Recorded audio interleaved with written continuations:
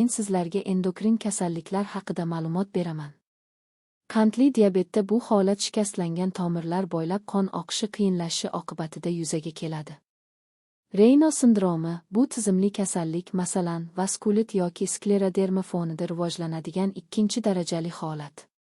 Sindrom homiladorlik bilan bog'liq emas, shunchaki agar ayolda bunday sindrom oldin mavjud bo'lgan bo'lsa, homiladorlikda u faollashishi mumkin.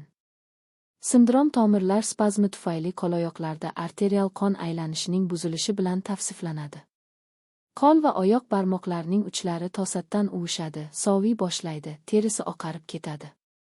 Keyin og'riq, achishish, kengayish hissi seziladi. Xuruj qon aylanishining tiklanishi bilan yakunlanadi. Bu vaqt terining qizarishi, qizishi seziladi. Tor kiyimlar kiyish.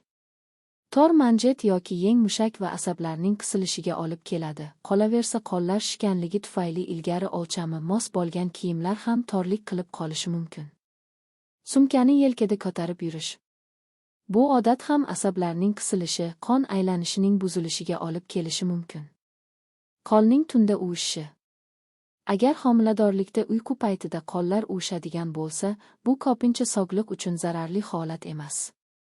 Buning sababi noto'g'ri holatda uxlashdir. Bunday alomat tunda qo'llar bir holatda uzoq vaqt qolishi sababli yuzaga keladi.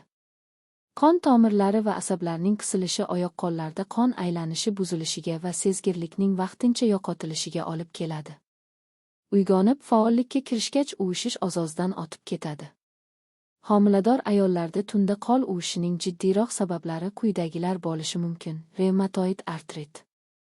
Nafaqat katta, balki kichik bo'gimlar ham shikastlanadi. Bo'gim tuzilmalarining yalliglanishi tunning ikkinchi yarmidan ertalabgacha bo'lgan vaqtda barmoqlarda og'riq, harakatning cheklanishi bilan namoyon bo'ladi.